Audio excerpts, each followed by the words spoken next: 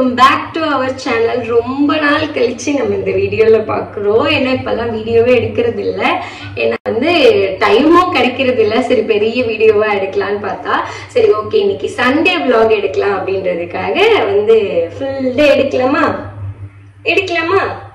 எல்லாருக்கும் ஹாய் சொல்லுங்க. எப்படி இருக்கீங்க கேளுங்க. எப்படி இருக்கீங்க எல்லாரும், எப்படி இருக்கீங்க? இன்னைக்கு சார் காலையில எந்திரிச்சு அவரா பேண்ட் போட்டுட்டு அவரா சாக்ஸ் போட்டுக்கிட்டு அவரா ட்ரெஸ் போட்டுட்டு அவரா போய் பிரஷ் பண்ணிட்டு வந்துட்டாரு. ரொம்ப குட் பாயா என்னன்னு தெரியல. எந்தங்கோ நல்ல பிள்ளை இல்லையே, நீங்க இப்படி எல்லாம் பண்ண மாட்டீங்க நீங்க.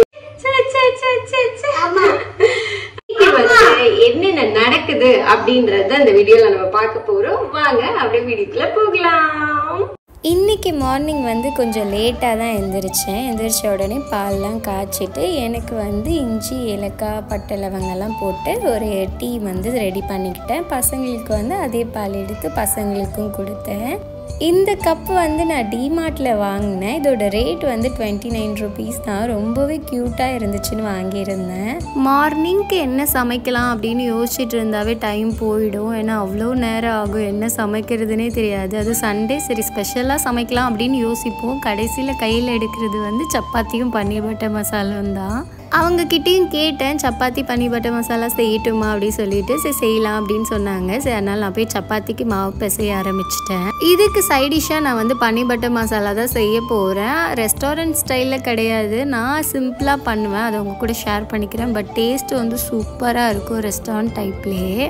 பட்டர் இல்லைன்னா பரவாயில்ல, நம்ம நார்மலாக யூஸ் பண்ணுற கடலெண்ணெய் எடுத்துட்டு வெங்காயம் அதுக்கு தக்காளி போட்டுட்டு ஒரு 2 ஸ்பூன் அளவுக்கு முந்திரி போட்டுக்கோங்க. இது நம்ம சட்னி அரைக்கிற பதத்துக்கே நம்ம வதக்கி எடுத்துக்கலாம். நல்லா ஆறுனதுக்கு அப்புறம் அரைச்சிக்கலாம். சப்பாத்தி இப்பெல்லாம் நான் இந்த மாதிரி கட் பண்ணி செய்கிறேன். ரொம்பவே சூப்பராக இருக்குது. ரவுண்ட் ஷேப் தான், ஆனால் நல்லா சாஃப்டாக வருது நம்ம தரையில் போட்டு அடித்து பிசைகிறப்போ.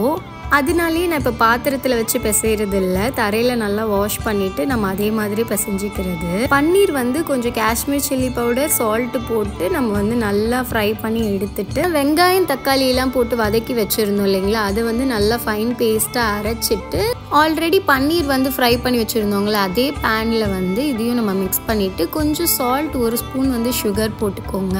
அப்புறம் கஸ்தூரி மெட்டி கடையிலலாம் விற்கும், அது போட்டுட்டு அதுக்கப்புறம் கரம் மசாலா கொஞ்சம் போட்டுக்கோங்க. டேஸ்ட் உண்மையிலேயே ரெஸ்டாரண்ட் டைப்பில் இருக்கும். ட்ரை பண்ணி பாருங்கள் பட்டர் இல்லாமலே.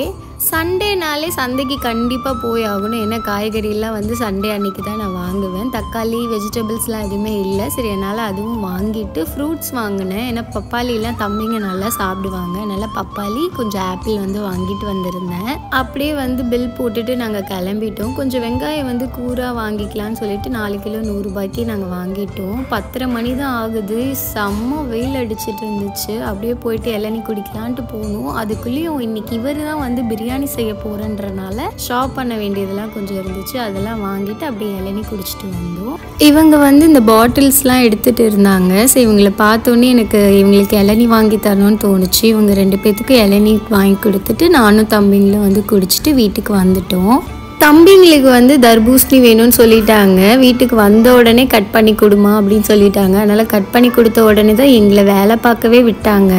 இன்றைக்கி மாமா தான் சமைக்கிறேன் அப்படின்னு சொல்லிட்டு அடம் பிடிச்சிட்டு நின்னாங்க. வெஜ் பிரியாணி தான் செய்ய போகிறாரு. சரி அதுக்காக இஞ்சி பூண்டு பேஸ்ட்டுக்காக ரெடி பண்ணிகிட்டு இருந்தேன். அதுக்கப்புறம் வாங்கிட்டு வந்த வெஜிடபிள்ஸ் எல்லாம் ஃப்ரிட்ஜ்குள்ளே எடுத்து வைக்கலான்னு சொல்லிட்டு நான் அரேஞ்ச் பண்ணிகிட்டு இருந்தேன்.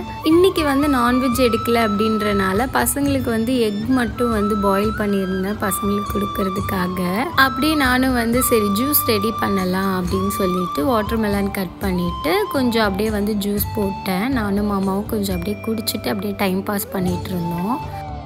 ஹலோ, அது என்னது? ஃபில்டர் காஃபி போடுற கப்பா அது? ஆமா, அது ஃபில்டர் காஃபி போடுறது. இதுலதான் அளவு எடுப்பாங்களா? நீ இது வரைக்கும் அதை யூஸ் பண்ணாம வச்சிருந்தா பத்தியா சொல்ற பத்தியா?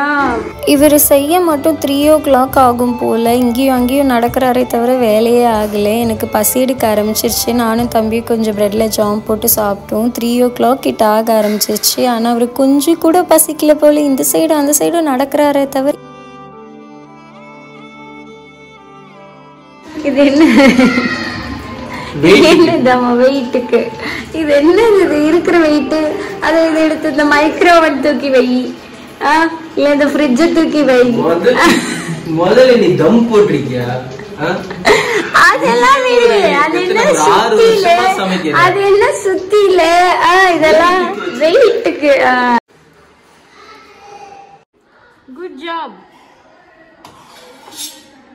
நல்லா இருக்கா நல்லா இருக்கா அப்பா தான் செஞ்சாங்க நல்லா இருக்கா நல்லா சாப்பிட்டு முடிச்சதுக்கப்புறம் ஒரு சிறு தூக்கம் போட்டுட்டோம் வீட்டில் இருக்கவங்கலாம். அப்புறம் எந்திரிச்ச உடனே டார்க் சாக்லேட் செஞ்சுருந்தேன். ரொம்பவே டேஸ்ட் நல்லாயிருக்கும். நான் நெக்ஸ்ட் டைம் வந்து ஷேர் பண்ணுறேன். தம்பிக்கு வந்து ஸ்கூல் காம்படிஷன் வந்து ஃபேஷன் ஷோ இருந்துச்சு. ஸோ அது காஸ்டியூம் ரெடி பண்ணணும்னு சொல்லிட்டு நானும் அவர் உட்காந்து பார்த்துட்டு இருந்தோம். அவ்வளோதான், நம்ம இந்த வீடியோட எண்டுக்கு வந்து வந்தாச்சு. இந்த வீடியோ உங்களுக்கு பிடிச்சிருந்துச்சுன்னா மறக்காமல் லைக் பண்ணுங்கள், ஷேர் பண்ணுங்கள், முக்கியமாக கமெண்ட் பண்ணுங்கள், சப்ஸ்கிரைப் பண்ணிக்கோங்க, பெல் ஐக்கானையும் கிளிக் பண்ணுங்கள். நம்ம நெக்ஸ்ட் வீடியோவில் பார்க்கலாம். பாய்.